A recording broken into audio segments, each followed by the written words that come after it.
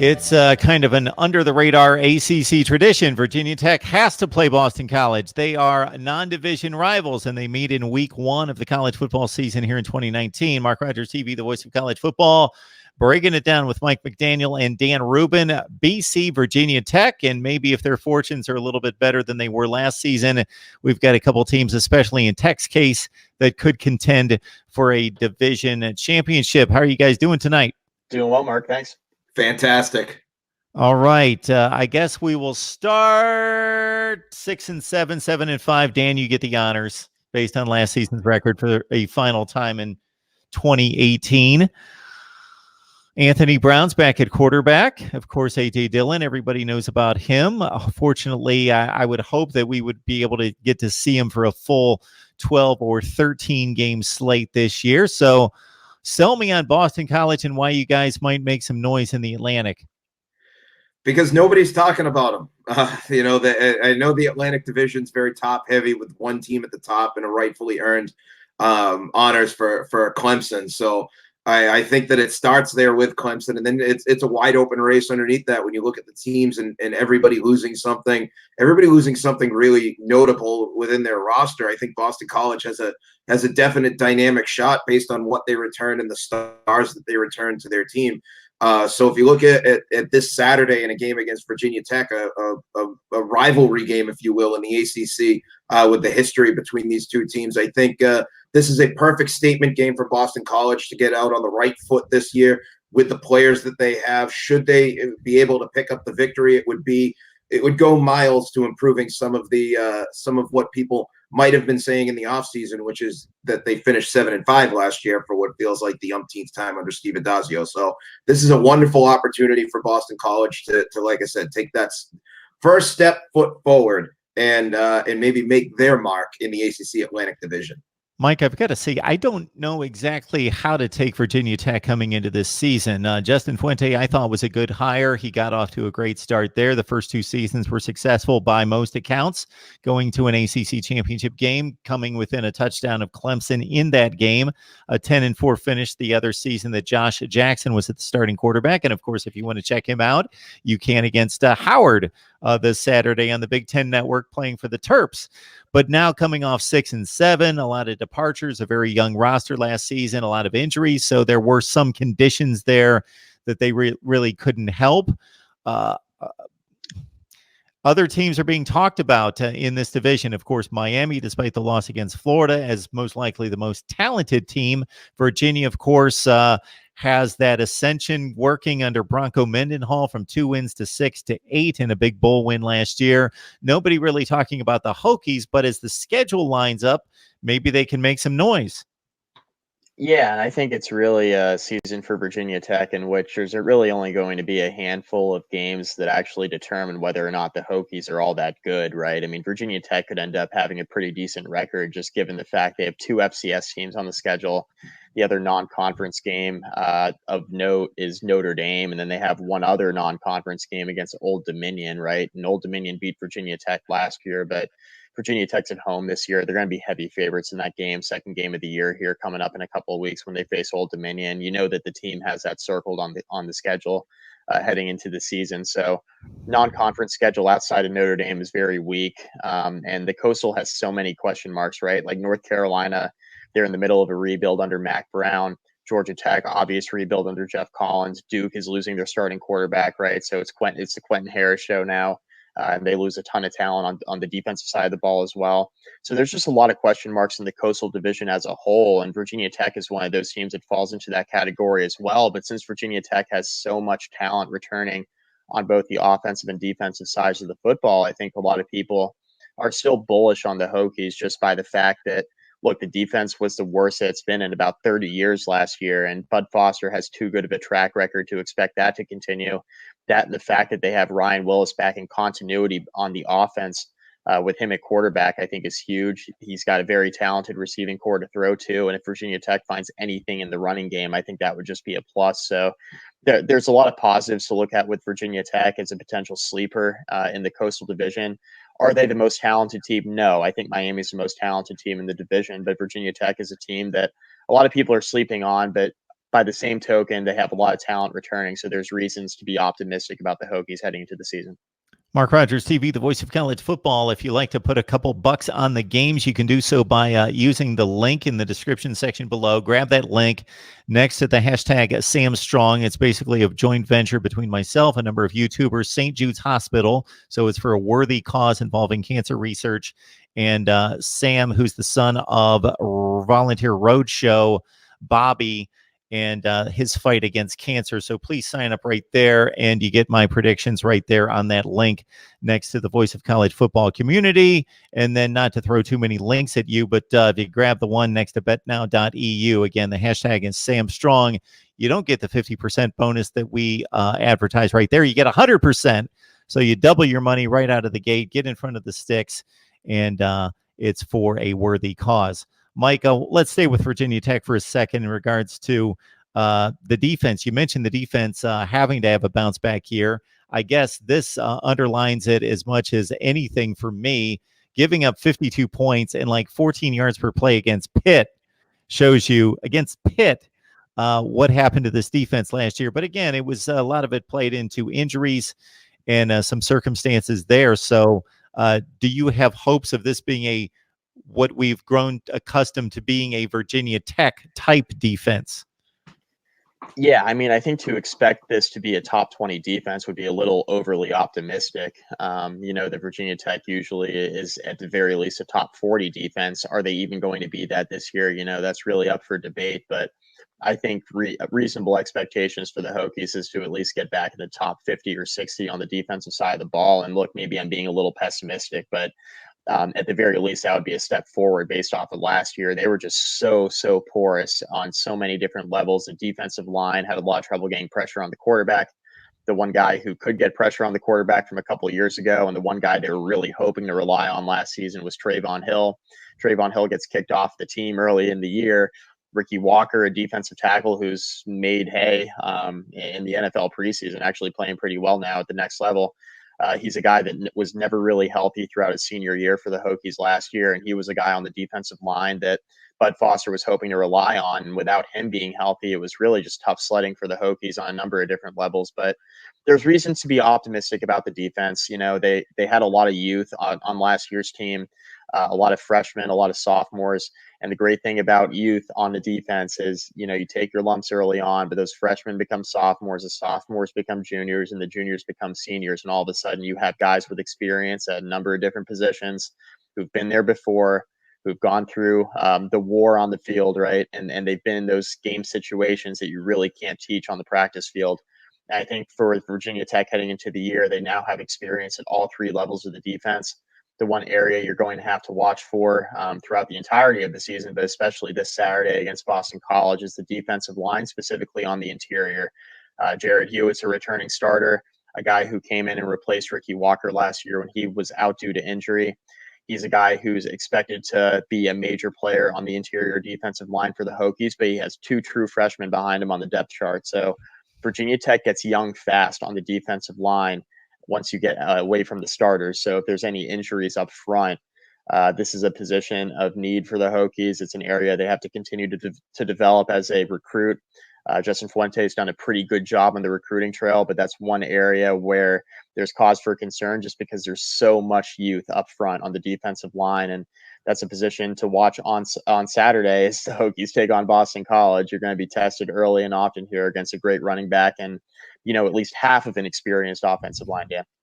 Hey, Dan, I'm going to give you the same question, same side of the football for BC, because we've talked about it many times. While the offense was way down here, awful, deplorable years ago, we're talking the last 3 to 5 years, the defense was top 3 to 5 in the nation. Well, the offense with this surge under A.J. Dillon and the quarterbacking of Anthony Brown, which isn't going to wow a lot of people statistically, compare him to his predecessors, and he's getting the job done like few have for quite some time, going back to Matt Ryan. But the defense has taken a bit of a tumble. How do you like the unit this year? It's funny when you mention the Boston College defense. There is 100% some part of turnover, and there's some part of it that you're allowed to have a little bit of concern on if you're a Boston College fan, and a little bit of feeling like if you're a Virginia Tech fan that you want to go out and test it. The Eagles lost a lot along the defensive line. Wyatt Ray, guys like Zach Allen, guys like Ray Smith. They lost linebackers like Connor Strahan, and they lost almost their entire defensive backfield. When you're talking about guys like Will Harris, Lucas Dennis, Tashamir Torres, those are all guys that really got it done for a number of years. And even if statistically they took maybe a step back, when you look at the turnover numbers over the last couple of years, the sack numbers, this was a defense that always seemed to be able to put guys in and get the job done. So when you're moving forward with Boston College's defense, you're looking at a defense that is really going to trust the system. And this is something that I know I've talked about a number of different times with a number of different people, that when you're talking about the system, you're talking about coaches who coach up players, bring in recruits, plug them in, get them some experience maybe in some of the games with the taking advantage last year of the red shirt rule, but guys who are able to step in and plug in guys who have practiced together. So if you're talking about the defensive backfield, you still return one defensive back in Brandon Sebastian, who was very good last year at times and now needs to take the next step and develop into that lockdown number one corner. At the same time, you're looking at a defensive backfield that saw time last year. Guys like Mike Palmer, guys like Jason Maitre, who saw a little bit of time, guys like Tate Haynes, who I think saw a couple of snaps here and there. Those are guys who now practice together when they were DB2s. They're now going to play together as DB1s. And I think that is an advantage for Boston College to have had guys who know how to communicate with one another within a scheme, whether they're playing the base 4-3 or they're switching to a nickel package with a fifth wide receiver. In that nickel package, kind of in those X's and O's, do you take out maybe a linebacker in that to go to a 4-2-5 if you're in a base 4-3? If you're in a base 4-3 with Boston College, obviously the loss of Connor Strahan and again the defensive line replacements are guys that you need to keep an eye on, are guys who might take their lumps at some point. But the good news for BC is they return very good coverage guys and guys who have developed into guys who maybe may shock some people in rushing the passer. What plays to their advantage a little bit on Saturday is that Virginia Tech runs a spread offense. They're not known as a run-first offense. They throw the ball a lot more frequently, I feel. And even though they do have the capability to have the read option, when you look at the defensive backs and you look at the wide receiver matchup, that's where you can focus in on. And with a guy like Sebastian, maybe you have a little bit more. Maybe you have a guy like Max Richardson being able to play out against a tight end or against a slot receiver. And that tends to maybe help out Boston College because the spread in a quarterback in Ryan Willis, who is going to challenge them and who is very good. So hopefully if you're, again, from a BC standpoint, you're looking at the defensive line and maybe you're saying the run defense maybe isn't there right now against in between the tackles, but hopefully the Virginia Tech offense is going to maybe stay away from that and challenge them. You make the plays when you have to. I'd like for both of you guys to address your respective quarterbacks. And Mike, Dan just said Ryan Willis is very good. Off the top of my head, 24 TDs and 9 picks comes to mind last year. And I specifically remember, obviously, the last time he was on the field was against Cincinnati, and there was a lot of good there. There were some poor decisions down the stretch. They should have iced the game late when they were inside the 10. They had the opportunity to do that. They had a missed snap and some miscues, and then Cincinnati scores, but then they still have an opportunity in the last 45 seconds to win the game, move the ball down the field, and then he throws a pick. Your thoughts about Ryan Willis, and then we'll move it on to Anthony Brown. And Dan, your thoughts on Brown's play. Yeah, I mean, Ryan Willis is a good player, a guy who I think is gaining more familiarity and comfort in the offensive system at Virginia Tech for Brad Cornelson, the offensive coordinator, and Justin Fuente, and what they want to do in the system, right, within the offense. I think with Ryan Willis, he's now in his third year on campus at Virginia Tech. He transferred in from Kansas, obviously didn't have a ton of success there, ended up losing his starting quarterback job, transfers to Virginia Tech, sits out a year, and then ends up playing a major role on last year's team after the Josh Jackson injury in the Old Dominion game. I think last year is really going to benefit Ryan Willis heading into this year. And Willis, for being thrown into the fire a year ago, he really wasn't all that bad. You mentioned Mark 24 touchdowns a year ago. All 24 of those touchdown passes came from inside the pocket. So, the key to getting Ryan Willis uncomfortable and the key to getting many quarterbacks uncomfortable is to get them outside of the pocket. But the one area in particular where Willis has struggled, and an area where I'm interested to see if he improved is his ability to extend plays, get outside the pocket, and still be able to make plays with his arm downfield when the play breaks down. That's a unique skill to have out of your quarterback. It's one that Ryan Willis didn't necessarily develop, at least on the field last year. And I think the one thing that a lot of Virginia Tech fans and media members looked at with Ryan Willis is the fact that, for his gunslinger mentality inside the pocket, he was sometimes a little bit too careful outside of it, right? Didn't want to necessarily turn the football over. He had a penchant for trying to make plays on the run, but at the same time was a little too careful with it at times. So I'm really interested to see if Willis is able to improve that specific part of his skill set. But I think within the offense and everything that Justin Fuente and Brad Cornelsen want him to do from an offensive standpoint when the play, takes place as expected, I think Willis is going to make the right plays and take care of the football. And that's the biggest thing for Justin Fuente heading into this year and every year. It's as long as his quarterback takes care of the football, he's going to be high on his list. Yeah, Anthony's he's an interesting case study for Boston College, and I think that when you look at Anthony Brown, you see numbers that if you transport him back into the 1990s, he's a video game quarterback. But if you transport him in 2019, he's maybe overlooked. He finished last year as one of the best statistics seasons in Boston College history. He joined again strictly based off the numbers with yardage and touchdowns.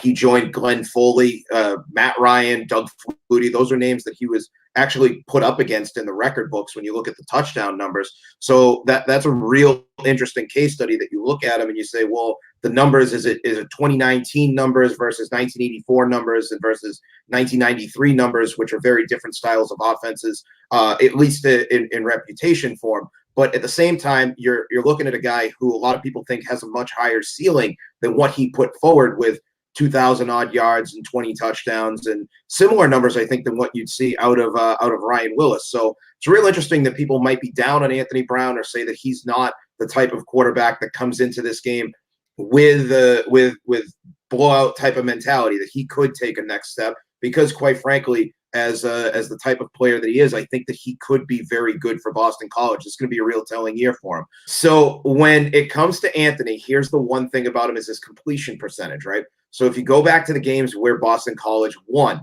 he threw very well completion percentage in games against Wake Forest, in the win over Louisville. He started 7 of 9 with I think a touchdown catch against Miami. He was very good in the first quarter against that Miami game. And those are all games that Boston College won. He gets hurt against Clemson. BC was actually winning that game against Clemson at the time. He gets injured.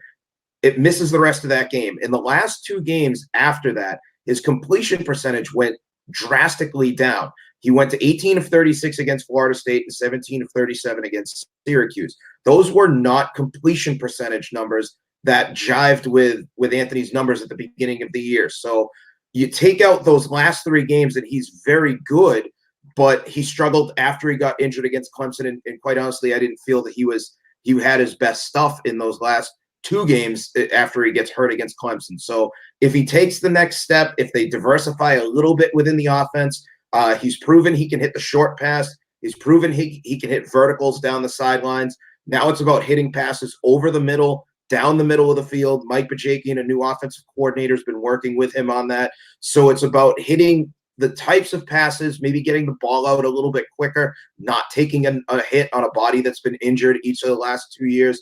I think Anthony Brown, if you look at his natural progression, this year in particular is going to be very, very interesting, because if he takes another step, he's going to go into that stratosphere of the 3,000 yards, 65% possible 30 touchdown guys, which leaves him statistically ranked against some of the very best that have ever played for Boston College.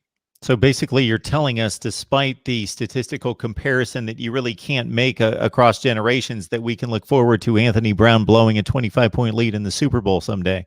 Oh, as the Patriots fan in me loves that happened. The Boston College guy in me still hasn't reconciled to the New England Patriots side. But as good friend of our program with Mike, Joey Weaver likes to hear me bring it up at least once a year, because he's an Atlanta Falcons fan. So I love Matty Ice. I love Matt Ryan, but Tom Brady has been a part of my life since I was 14 years old. The SEC and the ACC have a similar, exactly the same scheduling format. So you got a 14-team league. You play everybody in your division. You play 2 teams in the other division for 8 conference games. Well, you got a designated rival, then it rotates amongst the other game, rotates amongst the other 6 teams in the other division. So this is done to protect rivalries. It's done to protect North Carolina State, Florida State, Miami. Those are the 2 that come to mind. The other ones don't really matter. So I would classify this as one of the ones that don't really matter. So do you guys think it's okay? Are you good with these 2 teams playing every year? Or are you like me and thinking, why do we do this? It doesn't make sense.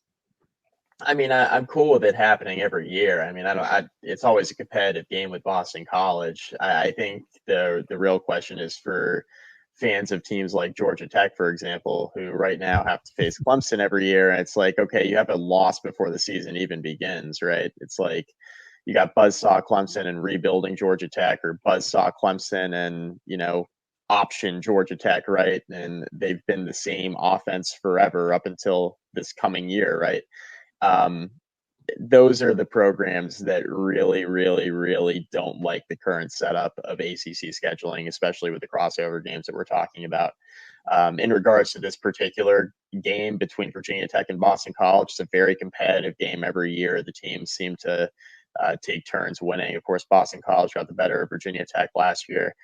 In Blacksburg, I was at that game. A.J. Dillon was a shell of himself and still ran all over the Hokies because the defense was just so terrible a year ago. And A.J. Dillon is just a monster. So it's always a competitive game. So from the standpoint of a Virginia Tech fan, somebody who covers the Hokies, I'm a guy who likes this crossover game every year. I think it's a very good measuring stick game. And this year in particular, you're getting it in the opener, so even better. But as far as ACC scheduling as a whole, I mean, I'd rather the crossover games just be in a rotation. And for those particular rivalries, I think we can make exceptions on behalf of those. But for the rest of the conference, I think it's pretty tough to ask the teams to play each other every single year and just have that one rotating game in a crossover. Yeah, I think that's a pretty fair assessment. The one thing I love about the Boston College Virginia Tech rivalry is the fact that there isn't a ton of history there, but there is history. And when you look at the way college football has realigned over the past decade or so, history hasn't really seemed to matter in some of the realignment. So where you can find it and where you can find some memories of it, it makes for a nice little baseline. And Virginia Tech and Boston College, back to the Big East days when Virginia Tech joined the league in the early 1990s. It's not a depth type rivalry that you get on either side. I think both sides would agree that they have much deeper rivalries against other teams. But when you factor in the cultural differences between Blacksburg, Virginia, being up in the mountains and out in a rural part of the country, and Boston being a very metropolitan area, a pro-dominated market where Boston College seems to have its place, it makes for a nice cultural rivalry, a nice exchange in that regard, where you have 2 schools that are very, very different and can battle it out on a football field. I think that's part of what I've loved so much about playing Virginia Tech, is that when Virginia Tech fans come to Boston, they use a completely different vernacular about college football than when Boston fans talk about sports in general. And I think to 2013, Virginia Tech came to Chestnut Hill, and the Red Sox World Series parade was happening up the street, and Virginia Tech fans were sitting there going, "Where are all these fans? Where are they at the beginning?" I'm like, "Well, they're at the parade to start the game." Couldn't help the TV time back in 2013. So it was just kind of funny when you look at some of the things that happen over the years with the cultural difference. Now, that said, in terms of other rivalries, in terms of other matchups, I think Mike makes a very good point, which is if you're a Georgia Tech fan, you're tired of playing Clemson. Now, there's a point to be made, which is if you're tired of losing to them, just go out and beat them. But that's also a lot easier said than done when you're playing a team that's a perennial #1 team in the nation. So I see it in other sports, not necessarily in the ACC or even regarding Boston College. Scheduling is always an imperfect science. I see it a lot in hockey with my experience in there, where you try to find ways to get rivals to match up, but you do the best that you can. And if there's a rotation, if there's a way to find it, I'm always open to more discussion about it. But from a Boston College standpoint, I love playing Virginia Tech. I think the only team that I think I'd enjoy probably playing more than them from the Coastal Division's Miami, for obvious reasons that date back to 1984. Yeah, Dan, actually, I fixed the ACC scheduling problem, but that's another video, and it's been produced a few times. But I don't think that these bogus rivalries should be played every year. I just don't get it. The whole system was built because of two games, Florida State, Miami, and North Carolina State. The rest of them don't need to be played.